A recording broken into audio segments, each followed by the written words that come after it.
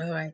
Okay, so this night we'll be looking at metrics. We'll touch on some metrics, but our focus really tonight is going to be based on velocity and burn down charts. Those are the ones we would delve into deeper. But the other ones I would explain to us what we do with them and what they are, just briefly. So we will be looking at the meaning of a velocity and burn down charts. What do we use them for? What types do we have? The benefits of using them. We'll look at some samples. We'll be able to look at the components we have on the charts. What do they mean in relation to the team's work? We'll be able to read, explain to us how to read the chart, what your chart is telling you. We'll be able to look at that. We'll look at the location. Where is it located on your project board? How can you get it and how can you generate it? When it comes to the generating aspect, I think we've done that. We've touched on that already while we're talking about, or we're looking at the project board where we're setting up the Azure.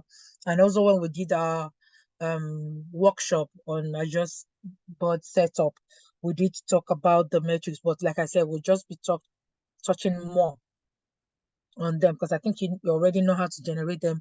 You're your sprint one already, and I know that you have some no, both projects have it on their dashboard already, but we'll still look at it and then take any questions or clarify things better for anyone that still needs some clarifications on them.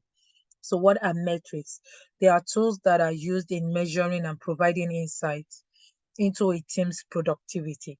So it's not limited to just software development team alone or life cycle, mainly for them. But like we know that agile approach is being used now by a lot of different teams in different industries out there. So it's a tool that you can use to measure how your team is progressing with work that is being carried out, their workflow, how they are progressing with it, and also it could provide an insight to improvement and also provide insights to productivity. With it, you can forecast by looking at a team's metrics pattern. You can actually forecast if the team is able to finish to timeline, or if things are not going the way they should, and then because it comes up on your report, which I think we've done the reporting already, and we talked about how your metrics or your chart comes on your report. You're able to use it also to provide insights to how the project is going. Okay, so they are graphical representations, and they display, like I said, the process and the progress of a team's work over a definite period of time. The defined period we're looking at times is mostly your sprints. You can also set it to, like the velocity chart, you can set it to show you a couple of sprints. So, but it has to be defined timeline that you're measuring with your metrics. Okay, so what do we use the metrics for? Why do we need it? Okay, so it visualizes the project. Okay, so we know that the project board helps us to have visibility of what the team is working about. The same thing with your metrics. With your metrics, you're able to see at a goal, looking at the chart, the visualization of the project. The visualization of the team over a period of time. And like I said, by the time you look at the pattern in relation to velocity now, by the time you look at the pattern the team is working, the pace at which they are working, you're able to determine, visualize the whole thing and determine if that project is going to get finished till the timeline. So you can use it to visualize your project timeline or the project itself.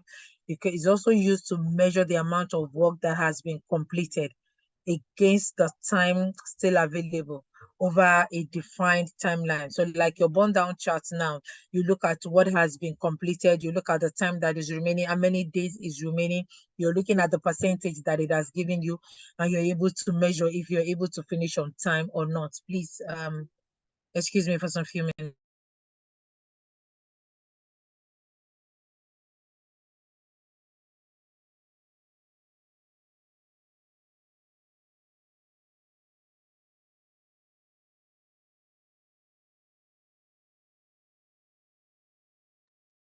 So sorry about that. I was just trying to get rid of my background noise.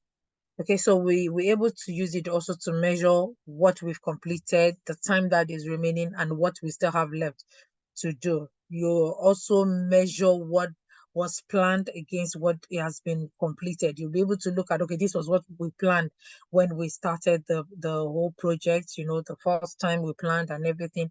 Have we added anything? Has there been scope increase while we were working? You're able to look at all those things with your chart. It's able to help you to measure that. And then it helps you to also forecast for future sprints. Okay, like a velocity chart will tell you the average velocity that you can use in the sprint that is coming, that you're going to next, the subsequent sprint that you're going into. So you're able to use it to do that. And overall, there are about three main things used that your metrics are able to give you, three main goals that you can achieve or derive from your metrics. The first one is your team deliverables, and these look at the success of the sprint goal. Through your Scrum charts, you're able to see the success of the sprint goal. Have we been able to achieve what we put into the sprint to do? It tells you also the percentage of what you've committed to that you were able to complete at the end of sprint. But I will also show us how we can get that when we start looking at the samples, some of the samples and all that. And another thing the metrics helps you also to be able to achieve is the team's effectiveness. You look at the time to the market, the timeline. Have you been able to meet the timeline?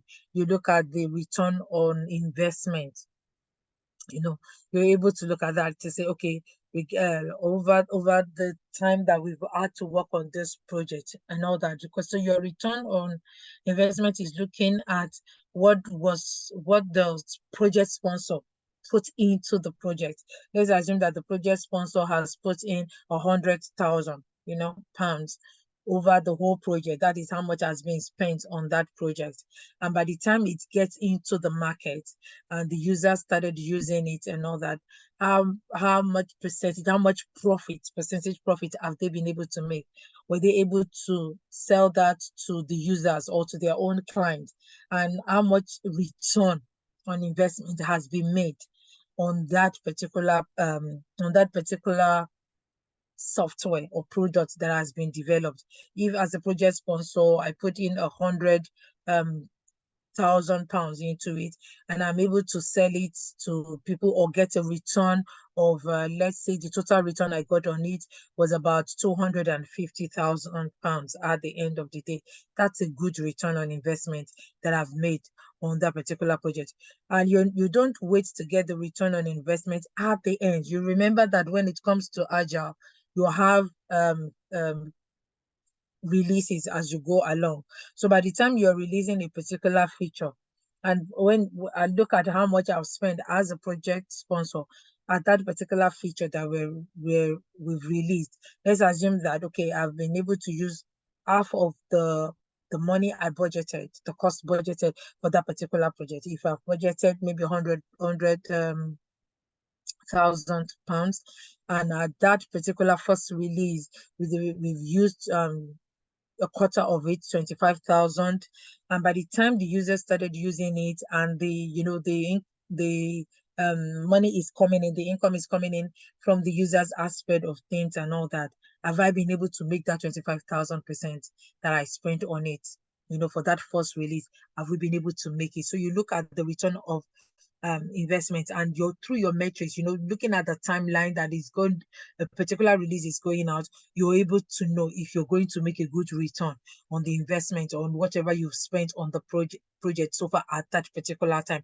And that helps you to know if it's going to be a worthy product that is being developed for you. And then you look also at capital redeployment, when you're enhancing any aspect of it and all that, and you're redeploying all those you're integrating the other things, other features to what has gone out previously to the users. You're able to look at that and then know if it's a good that helps you to know the team's effectiveness, because by the time you release the first one and then you get reviews from your users that it's very good, everybody's using it and all that, it talks about the team's effectiveness. It talks about the quality they've added to that product, and even that it helps them and motivates them to work more. So that is also like a matrix on itself, helping the team to work better, motivating them to work better when they get that review and that feedback from the stakeholders, who could be the end users or who could be the organization themselves, having seen how the end users are relating or the feedback they are giving, the reviews they are giving to that particular product. Okay, so and also your metrics also help to measure the team's growth and improvement. You know, the team satisfaction, like I said, by the time they are getting the good reviews from the stakeholders, it gives the team satisfaction, and that satisfaction motivates to do better, you know, to work better for the other releases that are meant to come, and maybe the feedbacks that needs to be adjusted. I know that it helps their performance level, and they are also able to retrospect properly in their retrospective meeting, you know, when all those motivations and all those good reports comes back. And even if there are needs to, if we get feedbacks to adjust things and all that, it's not is adjusting doesn't mean the team has failed. Adjusting just means that this might be the feedback for adjustment might be something that even the business didn't think about, and seeing what you've done, they're thinking, oh, okay, so if even if we do it this way, you know, we'll get a better value out of it. So it might be a feedback for enhancement. It might be a feedback, like I said, for improvement, and not because the team has not done what they need to do. They've done what needs to be done, but the client or the stakeholders are looking at it and felt, oh, even if we do it this way, we'll get, you know, better value out of it for what we want to do. Okay, so those also in a way are metrics, the measure, you know, like we said, the team's performance, the team's satisfaction, which motivates the teams to do better. It helps the team to grow and to improve the way they are working better. Okay, so these are all the use of the metrics, what we can use for the metrics. Okay, so we want to look at the types of metrics we have in Scrum. So we have the burn down charts, the ones I've underlined, like I said, are the ones that we're going to focus more on. So you have the burn down chart, you have the burn up chart, you have the velocity chart. So the ones we're going to focus more on, I'm not going to talk about them now, but this is where I just, you know, touch on some few ones. So your burn up chart, like the burn down chart, is just saying, it's just looking, is a chart that burns up. It's as literally as that, the name is.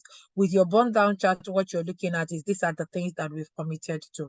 How are we burning down? How are we completing work as we've taken it into the sprint? When it comes to the burn up, it's going from the bottom up. You're burning up, and most times you generate a burn up chart for your backlog, while you generate a burn down chart for your sprint. So when you generate a burn up chart for your backlog, what you're looking at is, these are the things in our backlog. You know, we might have 250 stories or more than that in our backlog. How are we working at them? This, because your most prioritized one are the ones that are on the top, and the less priority ones are the ones that are on the bottom of your backlog. And then it just burns up. It looks at what we have left. We've done this. What do we still have left? What do we still have left? That is what is burning. Meanwhile, your burn down chart is running from the top to the bottom, and what is looking at is, what have we completed? What have we completed? What have we completed? So that's just the difference between the two of them. With the velocity, we'll talk about that later, so there's no need me dwelling on that one. Cumulative flow diagram is mainly used by Kanban.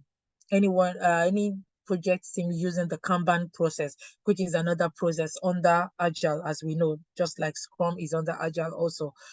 So you use your cumulative flow diagram to do that. And why they use cumulative flow diagram is because Kanban has to do with workflow. The Kanban doesn't use sprints. We just have a continuous workflow. So you use that diagram to measure the team's progress, so to say, with your cumulative flow diagram. You can create it if you want to see how it works on your dashboard, but because you're using Scrum and cumulative flow diagram is on monthly basis, so, and you are doing 2 weekly process. So if there's any Scrum thing, because Scrum, you can have Scrum period that are within a month and less. So you can still use it also for a Scrum project, but it's more effective for a team that is using the Kanban process, because then they're able to see where they have bottlenecks.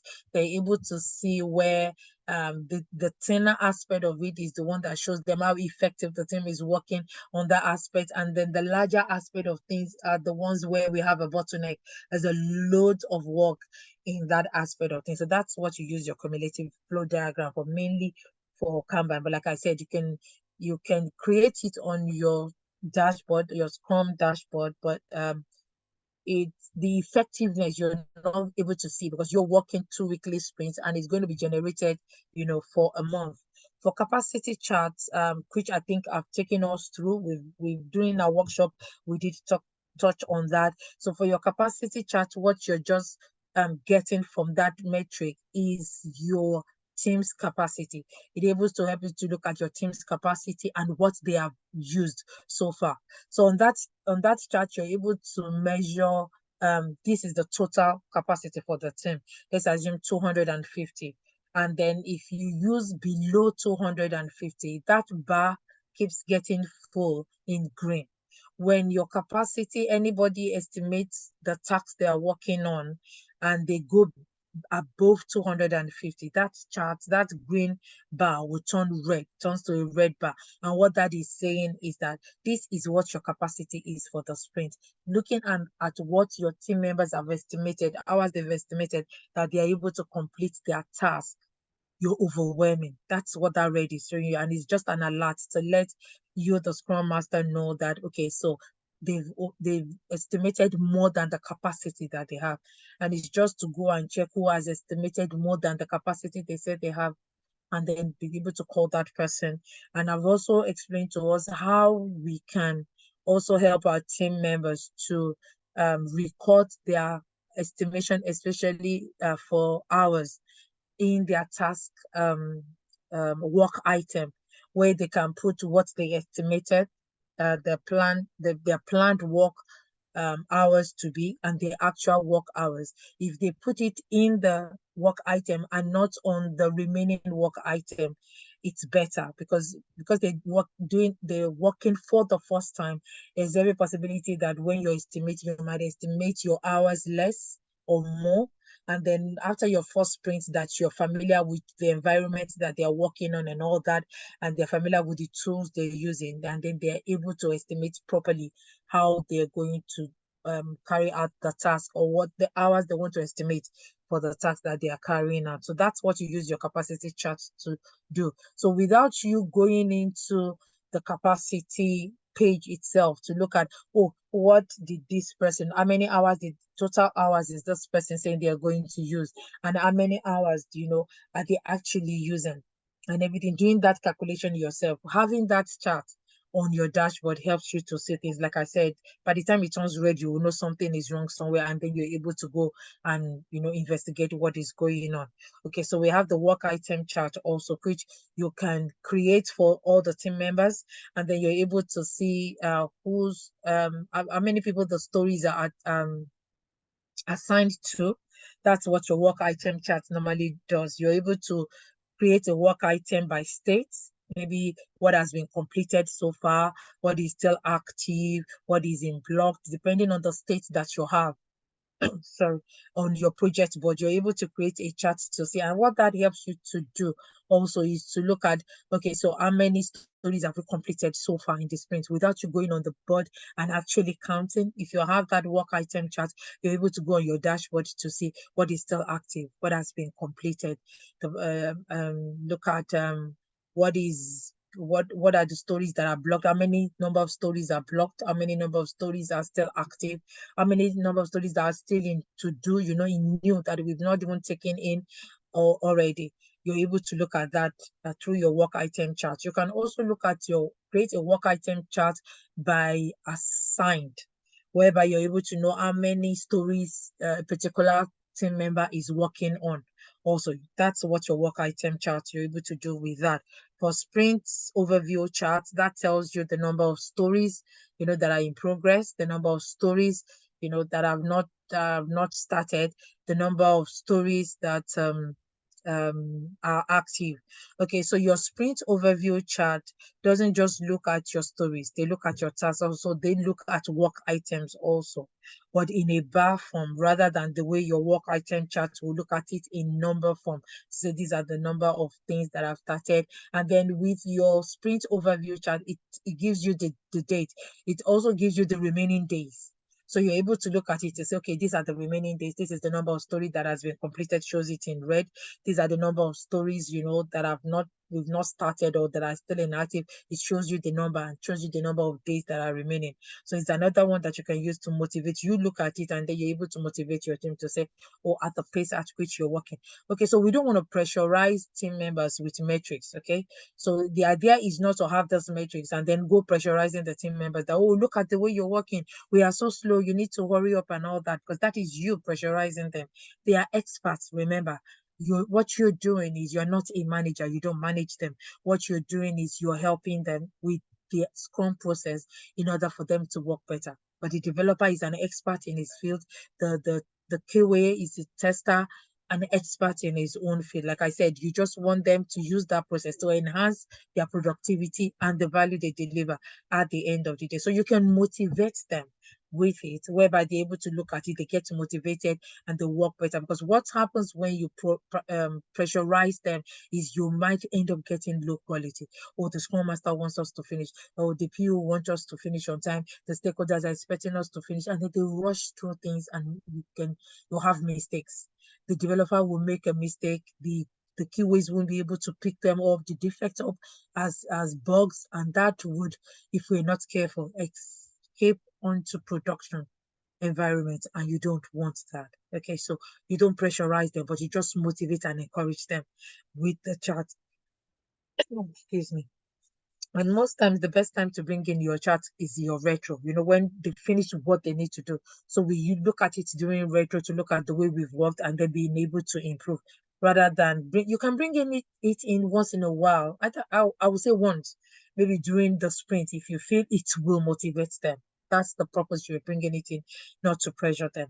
So the code chart really is used by the developer and the testers. So they're able to look at the number of codes that have been pulled into the pipeline, what is on their repo, and all that. They're able to create the code chart. So that is used by the QAs and the developer. The same thing with the pipeline chart. It helps them to know the test plan.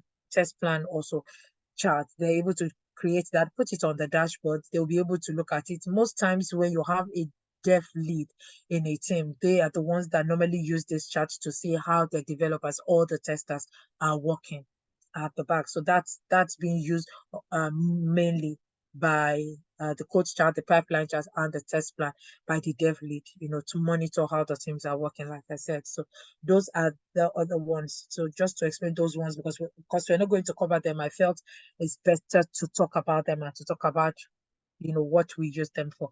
So we want to go into the burn down chart now, and then we'll look at the velocity once we do it. So what is your burn down chart? And as you can see in the little image we have there, just kind of giving an overview of what it is in a graphical form for us. Is a visual representation that shows the work progress of a team in a sprint. It displays what has been completed and what is remaining within the timeline. So, it has the percentage and everything on it, is able to tell you this is what is remaining. This is percentage of what has been completed. And then the bar shows you at the bottom, you have on your y-axis, I think that's the y-axis now, I'm not sure, tells you the number of days that are remaining. And then on the x-axis, you have the effort or the number of stories that are remaining, depending on what you've generated it with. Okay, so what do we use it for? Is we use it to track the actual work that has been completed. Okay, so a burn down chart is one that you can use to motivate the team.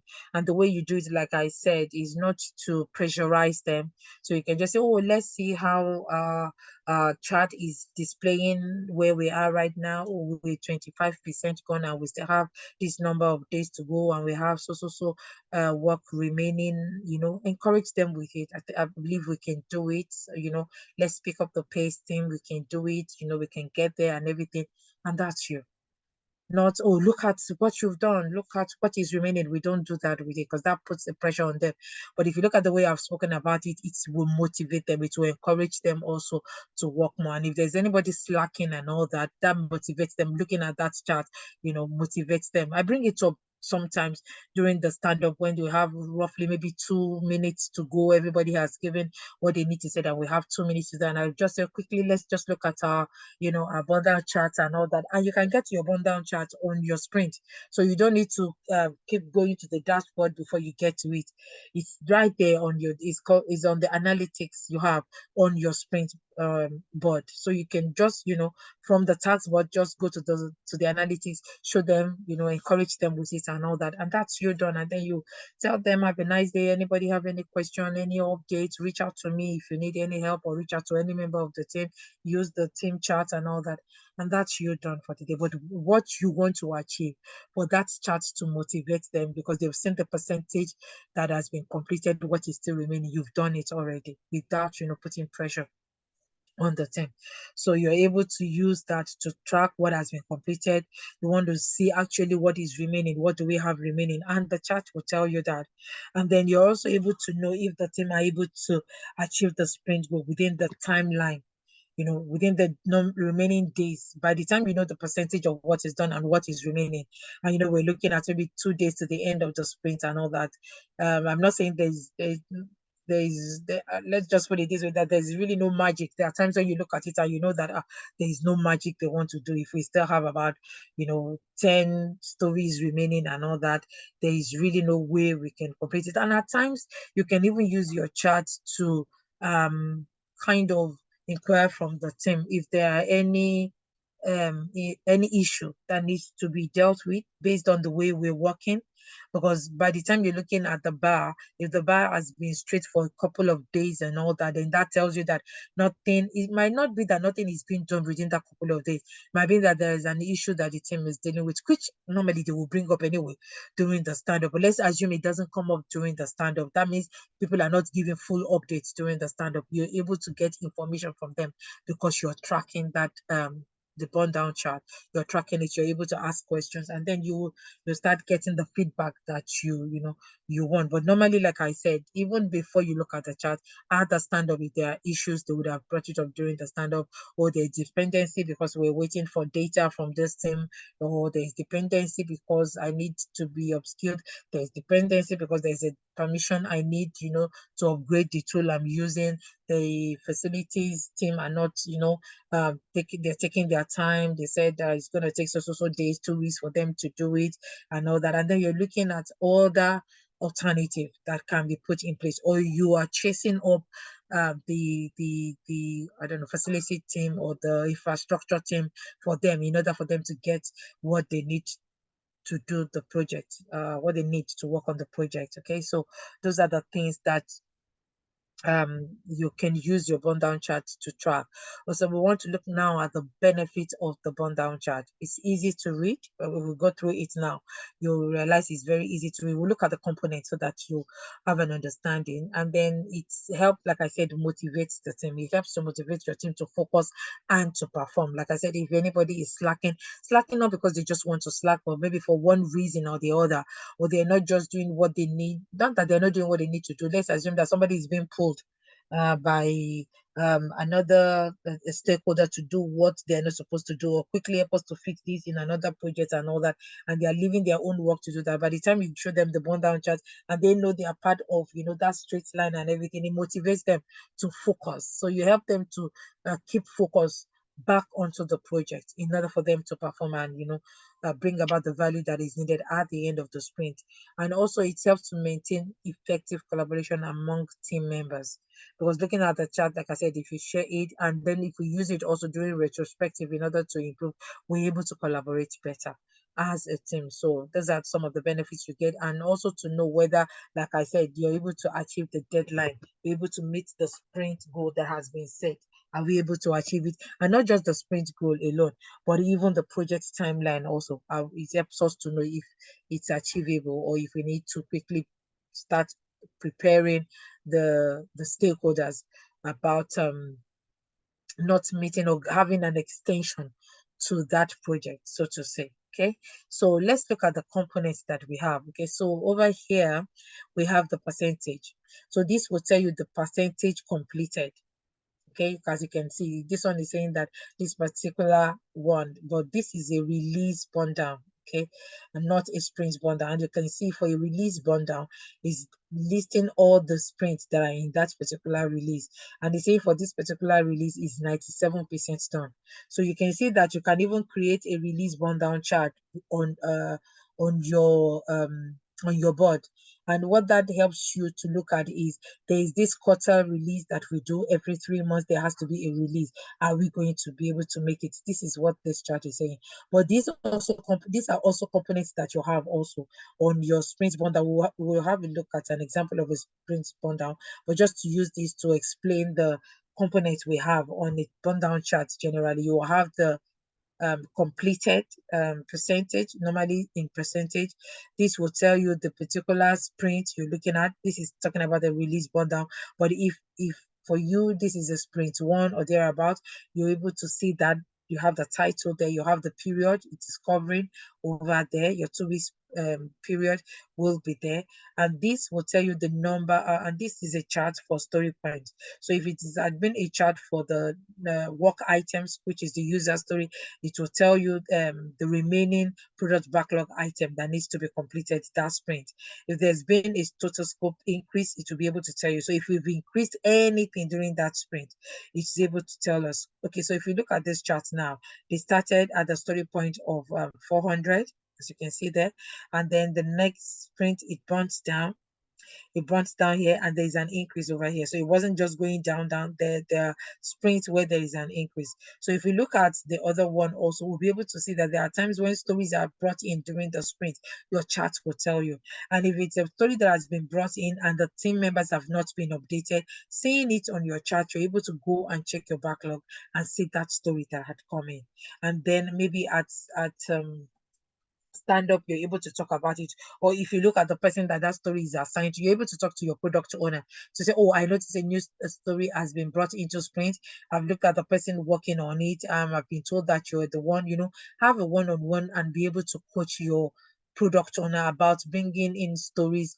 It's not as if we can't bring stories in during the sprint, but there has to be shared understanding and shared knowledge with the team members, whereby at stand up, when they excuse me, the person that has brought it in, or even the PO during the stand-up can come in and say, oh, there's a story that we need to bring in because it's priority, stakeholder needs it now, and all that. And then we're negotiating what are we taking out for that one that we've taken in, so that we're not overwhelmed because of our capacity and all that. So nothing should be done, kind of at the back in secret. The PO meeting with, it happens, the PO meeting with developers or excuse me, with testers to bring things in without allowing all the team members to know, because we're working with we're supposed to be interactive, communicate, and also be transparent in all that we do. So with your chart, you're able to pick up all those little things that goes in, because your chart is real time. So anything taken in, you're able to see it, because your chart would display it. Okay, so that's what you see. And then the average burn down is just saying that for this particular sprint, this is the average burn down. This is the pace at which we're working. That is what your average burn down calculates. Okay, and then you can see items not itemized. So if there are any items that were not itemized during, there's no estimation on them and all that, your chart will also display that for you. And then one good thing you can see about this chart is talking about the projected completion. So he's looking at the way the team is working, the pace at which they're working, what is being completed at a particular time, and is projecting that if your end, if your the last day is a particular time, is looking at it and is saying that, oh, this is the time, this is the projected time that you will complete this particular sprint. And that's why at times sharing it with the team helps them, because they also are able to see that projected completion. The projected completion can at times tell them, oh, at the rate at which you're working, what you've committed into that sprint, you might be finishing it maybe in 30 days time. And you know that you have just a few days to go. So looking at this one, is telling them that they have one more iteration to go apart from this iteration in order for them to complete what has been taken in. into that particular release timeline. Okay, so that those are the components that you have. And like I said, at the bottom here you have the dates if it's a sprint burn down, and over here you have either the story points that you're using, or if it's a story point burn down chart, and if it's the work item, is able to state it here for you also. Okay, so let's look at okay, so these are types of burn down charts that you can have. So this one is looking at the effort, which is the story points that has been committed to a particular sprint. You can see the sprint name there, that's sprint 15, and it's telling us the kind of burn down chart that it is an effort burn down chart, okay, of story points, you want to call it, and that is the period, that is the sprint that we're looking at. Okay, so for this kind of charts, the green is the one showing you the completed, and then the blue is the one showing you excuse me, the remaining work that needs to be completed. So you can see that's the first day of the sprint, and that's the last day of the sprint. And by the time these screenshots were taken for this project, you can see that they are 95% completed. The average burn down is 1, and then you can see that all the items were estimated. That's why it's saying 0. So that means that all the items are estimated. And during this sprint, there were total scope increase of 2, and we can see that 2 coming in here. Okay, because if you look at it over here is like about less than 40, and then we've completed some items which dropped it over here. So this coming down here shows you that, oh, things are completed here, and then over here it shuts up again. So this is where you will see that that's where the total scope increase is. And then if you look at it also over here, there's a bit more that has gone up. So at the end over here, you can see the projected completion date is saying that they need 2 more days to finish this project. So if the time that they're supposed to finish is the 21st of February, is saying that, okay, maybe it will be the 23rd of February, and you know that your sprint is time boxed, you can't extend it. So it's 2 weeks, it's 2 weeks. You can't have 2 weeks and 2 days. So at the end of this particular project, the team were able to complete 95%, and it says the efforts remaining is 2, which would be the backlog. So what I've done is to take a screenshot of the effort burn down chart and also the story burn down chart. So you can see over here, product backlog item remaining for this particular project is 2. Okay, it's for the same this same one. This is the product backlog. This is the user story chart that was generated for it. So this is, like you see over here, is an effort one, and this is the PBI. PBI means product backlog item, as you've seen at the top over here.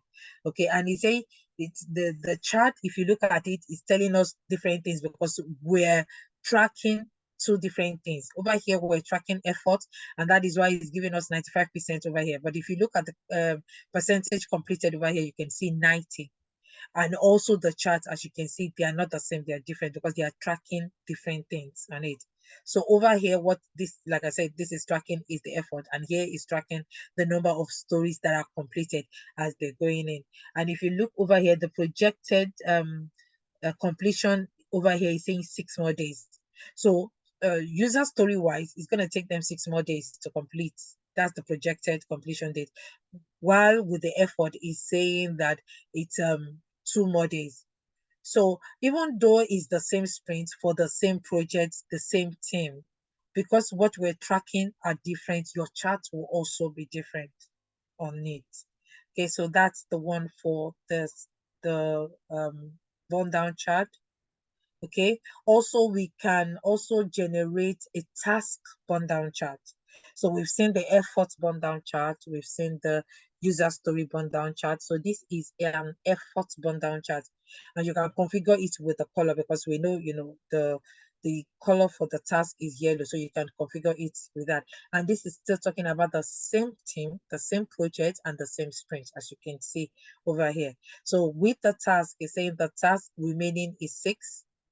The total scope increase is 25 because the team were creating their task as they are going along. So that's why the total scope you see there is 25.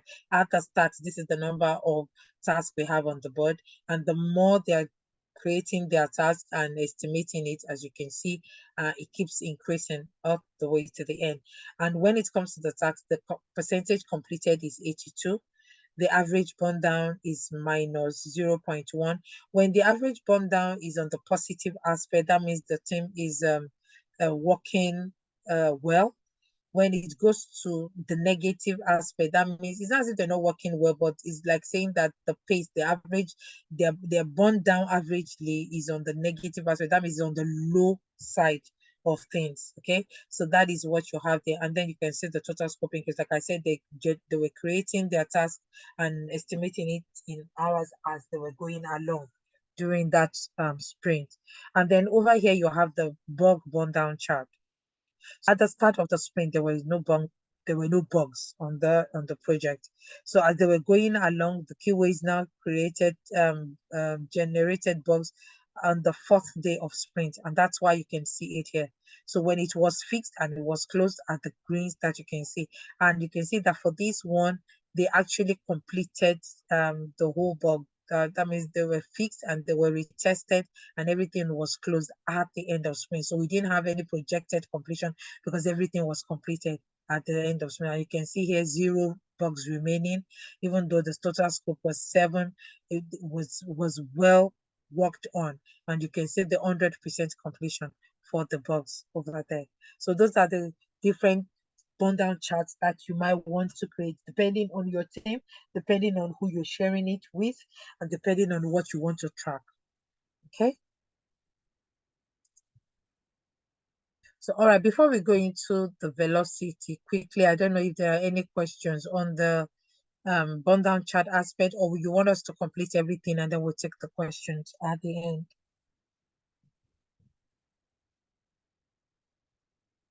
Okay. All right, let me just continue, then we can just take the question at the end of the whole session. Okay. So so we want to look now at velocity. So what is a velocity chart? Is also again a visual representation, as we can see with this diagram we have here, and is a representation that displays the team's planned work, what we planned, and what we actually completed over a period of time. And it only calculates stories that are 100% completed. So if you're still in sprint and your velocity chart is displaying a particular number, you can't really measure the team's progress with that metric until you've completed that particular sprint. And that's when your velocity chart gives you a real figure or a real measure of what you're looking at. And with your velocity chart, what you want to look at is the pace of the team. As you can see that car, the way it's going, what is the pace of this particular team over a period of time? So this doesn't measure in sprint, it measures different sprints over a period of time. As you can see, the two bar together represent one sprint. The light one is the one that looks at what we've planned, and then the green one is what we've completed at the end of that sprint. And you can see this particular team, if it's a team, you can see that this was how they started, and then they increase their planned work as they go along. And then as you can see that they came down over here, went up again, went up here. And what you're looking at over here and what you want to see with your velocity chart is a situation where if this is what we planned, yeah, and this is what we completed, then going into the sprint, why are we taking in more stories if this is our pace? So we should have either taken in the same number of planned work and see if we're able to complete more, or take it down to what we've completed here, see if that is the way we will be able to complete also. But there are some things I need to explain to us, which I think we need to know while we're looking at our velocity. So it could be that when the team worked at this particular sprint, they worked with, maybe they were working not with the full team, and that was why maybe by the time they moved into this next sprint, they felt, oh, we now have the full team, we can commit to more and be able to finish one, because you can see that what they completed was higher than what they completed over here, way even more than what they took in here. So it could be that at this particular sprint, they didn't have the full team capacity, and at this point they had the full team capacity. That was why they were able to take in more and they completed more.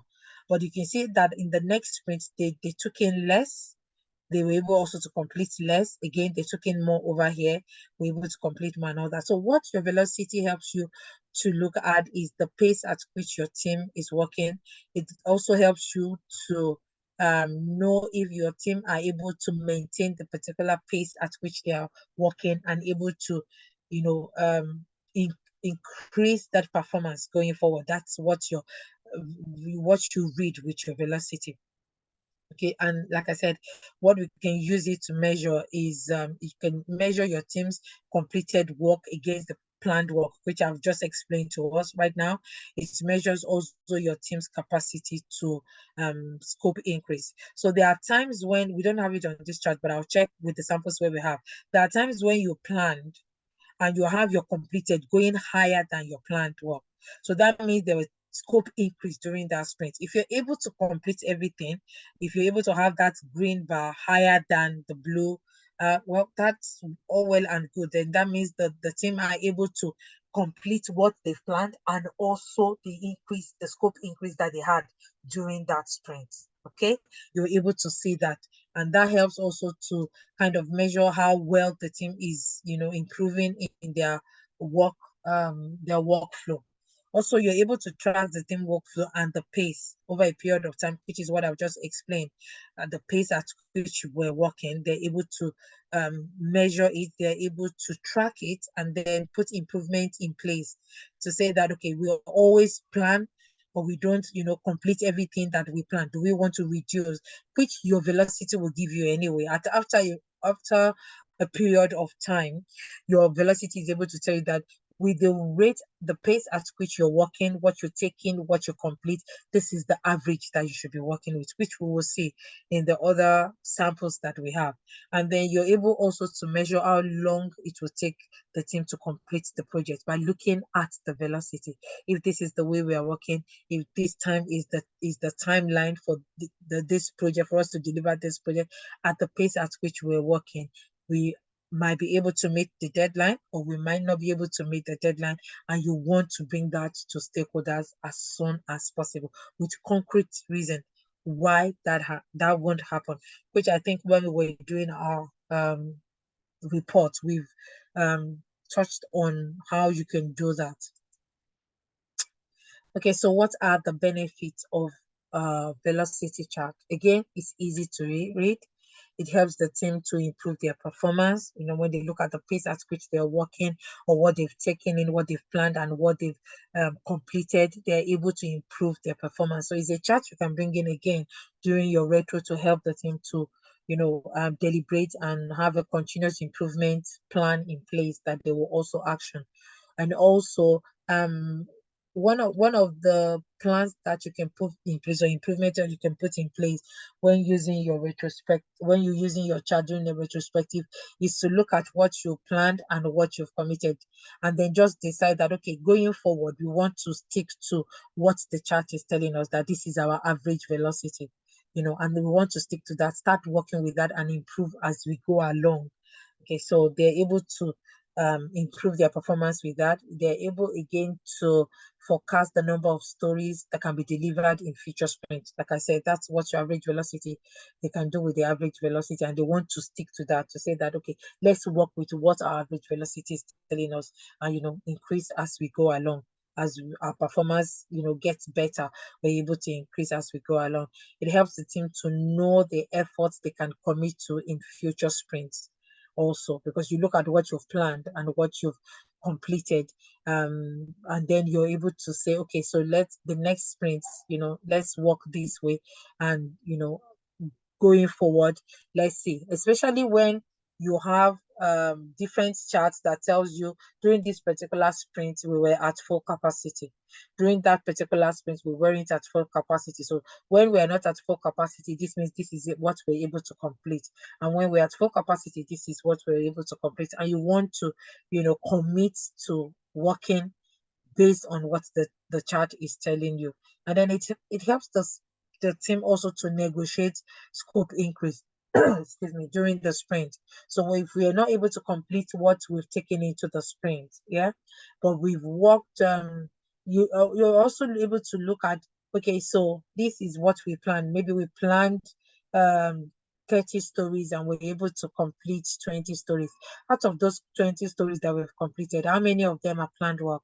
How many of them are scope increase? How many of them are unplanned work that has been taken into the sprint? And then the team is able to, put a plan in place to say that going forward, yes, we would accommodate unplanned work or scope increase, but we want to put it at a percentage so that we stay focused on our planned work that we commit to at the start of sprints, that we committed to at the start of sprints, and then we're able to at least, if not complete everything, do more than 50%, or even more than 70 or 75%, or even complete everything that we've taken to the sprints, because that was our goal. But there would definitely, sorry about that. So definitely um there would be unplanned stories. There will be prioritized stories that the product owner might bring in that are critical that you need to work on. So you're able to look at those scope and negotiate it with the with the product owner during the sprint using your velocity chart. Okay. So there are some things also that we need to consider when we're using the velocity chart.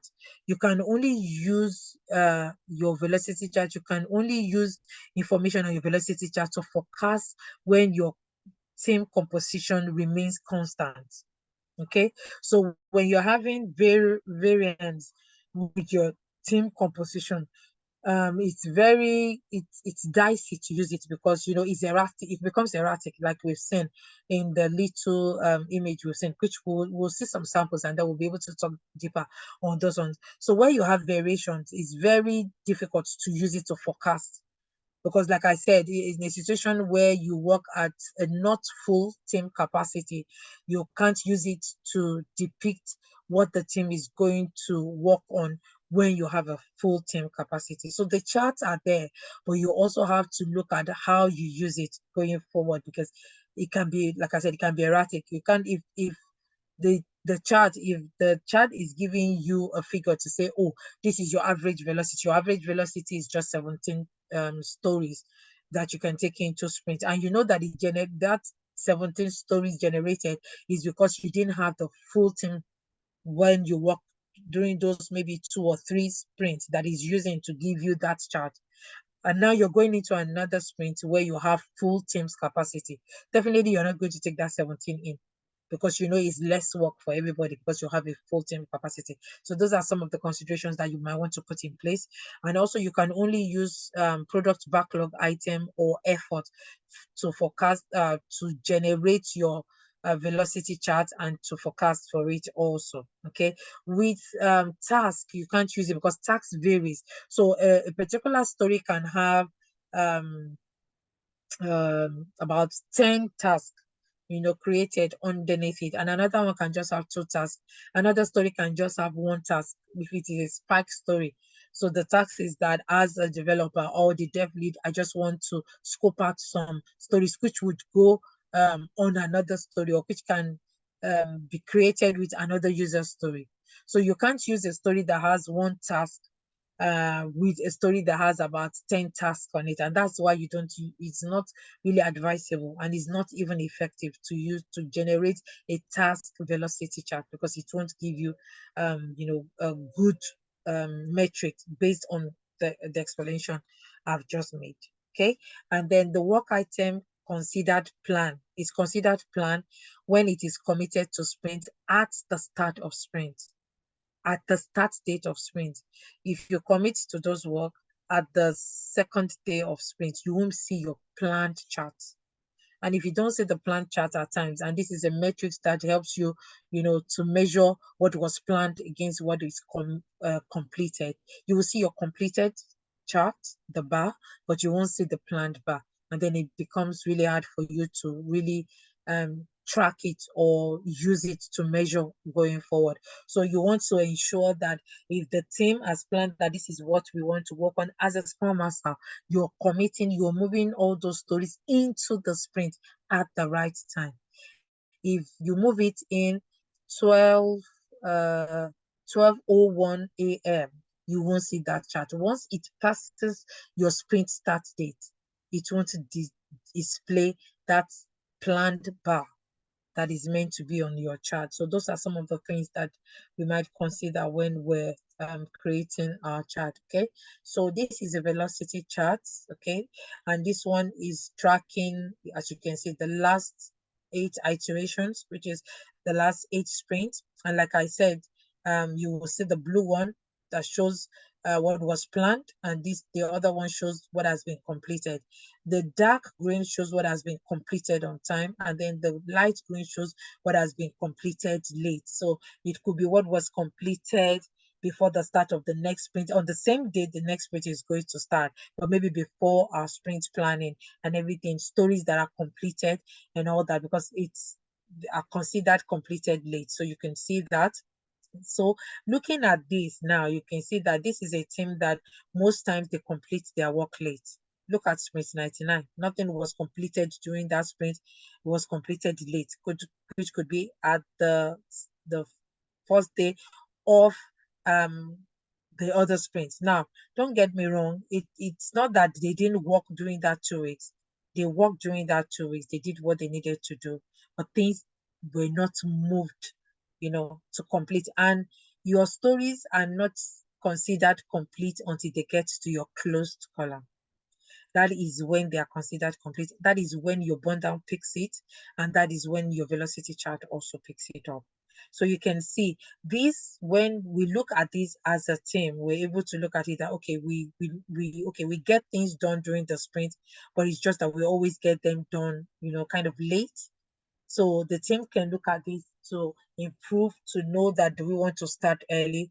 Do we want to make sure that we finish things on time? Discuss it during the retro, put a plan in place.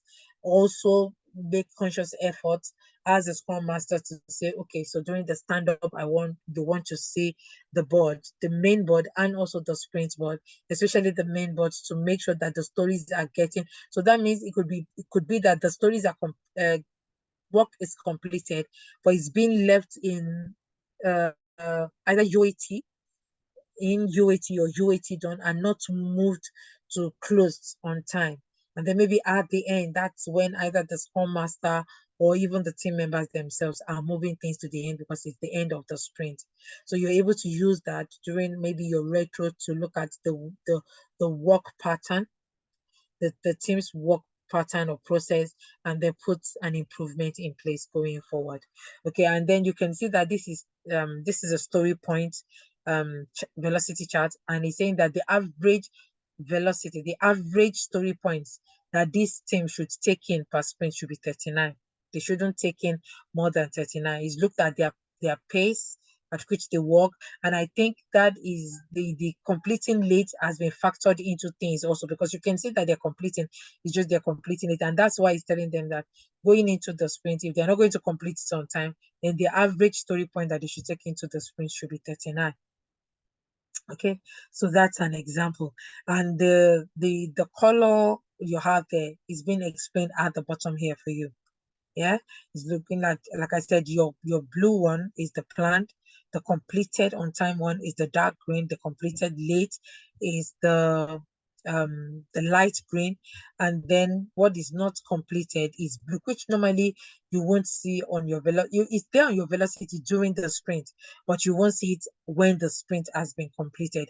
And please don't screenshot a velocity for a stakeholder, any of your stakeholders, when you have the blue on it in a sprint that has been completed, because what that means is that you've left work active. You've left work that has not been completed in a sprint that is showing as completed on your chart. Okay. All right. We also want to look at some other ones. Okay. So again, this is a sample for a team. This is an effort velocity chart or story point. And then this is a PBI chart, velocity chart for the same team for the number of iteration also. So this one is tracking 4 and this one is tracking 1, 2, 3, 4, 5, 6. Okay, so over here you can see the difference. So like I said, that is the plan, and then you have this label box coming up when you're on the chart itself. It comes up to tell you what was planned, what was completed on time, what was completed late, and what is remaining, if there's anything remaining. So you can see over here that this team took in and they're able to complete all the stories that they took in at that particular sprint. Over here they planned way higher, and then you can see what was completed, and it was even completed late. And they brought that down in the next sprint, and they were able to complete everything, albeit some were late, but at least they completed everything that they planned. And over here also, so this team is getting better as they're going along. Okay, that's what this chart is showing. Over here they made a call that wasn't so good in taking in all this, and then they were able to bring that down. And because they completed everything they took in during this sprint, they increased it a bit when they got into the sprint in effort, and then they were able to complete everything. And then over here also is not the same. They're the same actually, because I'm looking at the sprint here. It's the same team. Okay, over here they make a call to take in all these, so it could be that they have a full team and they believe that they were able to complete what they planned, but at the end you can see what was completed on time. And then over here also they brought that down, and you can see that they completed still late. So this is their work item. This is the user story, their product backlog item, which is different from their effort. Okay, and then you can see that the number of stories that were taken in, this was what was completed.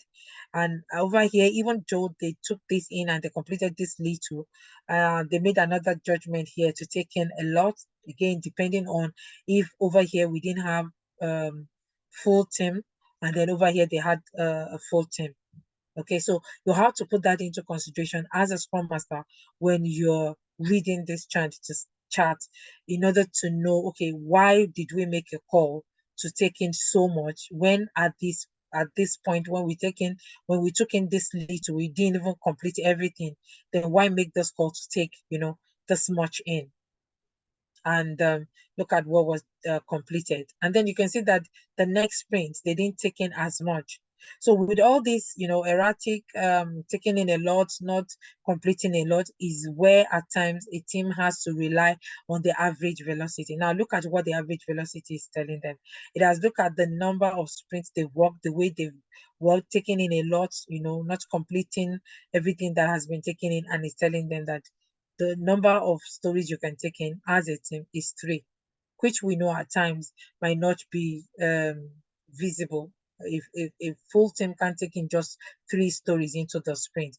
But then you're able to use these because it's looked at the number of sprints and how they've worked, their pace and how they work. That is how it has generated this average velocity. So a team can decide that, okay, if that is what is telling us that our average velocity shouldn't be more than 3, do we want to take in 5? See how we do. And then if they're able to complete that 5, they start increasing it as they go along. And then the velocity chart would, be improving as they go along, depending on how they are completing what has been taken into sprint. So that's what you can measure with your velocity chart, and also what you can use to show your team members in order to put improvement in place. Now let's assume that this is a project where the project sponsor, the stakeholders are looking at, oh, it's going to take us maybe 10 iterations to finish whatever we were taking into sprint. Already this is about 6 iterations, and you're looking at the backlog, what is still in the backlog to do. This is like I said, 6 iterations. You're able to provide your report based on this to tell the stakeholders that based on And you have to have a concrete reason. So you can't say, oh, based on my team's pace, the pace at which my team is working, we might not be able to finish on time. The stakeholders doesn't want to hear that, because at the start of the sprint, you've given him an overview. You said, oh, it's going to take us 10 sprints, to complete what we need to do. It's going to take us 20 or 15 sprints. And then half of the sprints that has been given, that has been forecasted has passed, and then half of the work has not been done. So you can report to them. You need to update them and report to them, because you don't want to give them a shocker at the end of that timeline, and nothing is being developed, because definitely you've added value, incremental value as you go along, but they are expecting everything to be completed at the end. So you have to give a concrete reason why that is. There might be a very reasonable and logical reason while the team is not being able to, complete what they're taking into sprints, but it just have to be a reasonable and a concrete one that the stakeholders will be able to reason with, if I can put it that way. Okay, so that's for the velocity. Okay, so where is our chart located on Azure DevOps that we're using? Okay, so the location is on the dashboard. Okay, so on the dashboard, you have multiple charts on the dashboard.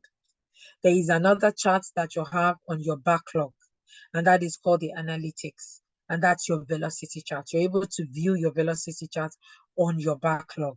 And also on your sprint backlog, you're able to view your sprint burn down chart under analytics. Okay, so when you go on your backlog, there is an analytics at the top. You click on it, it takes you into the analytics page, and then you're able to see your velocity charts there. And then on your sprint backlog also, if you go on the analytics, also you're able to see your sprints burn down chart over there and configure it to whatever you want to see. Also, the options are there. But on your dashboard, mainly that's where you put your multiple charts, different charts that you want on there. You're able to put that on your dashboard. So those are the location of your charts on the Azure DevOps. And the source of your charts are just the widgets, which if they are already not on your dashboard, you can install them from the marketplace. During our Azure DevOps setup, we've actually done that. So depending on your project board supplier, if it's you're using Azure or if you're using Jira, you're able to go to the marketplace to install any charts that you want to see that is not there, depending on what the team is working on. Okay, so that is us done for tonight. Thank you so much for your time. Okay, so we can have the questions now. Thank you, Moji. Can I stop recording so that? Yes, please. Yes, please. Thanks, Aiki.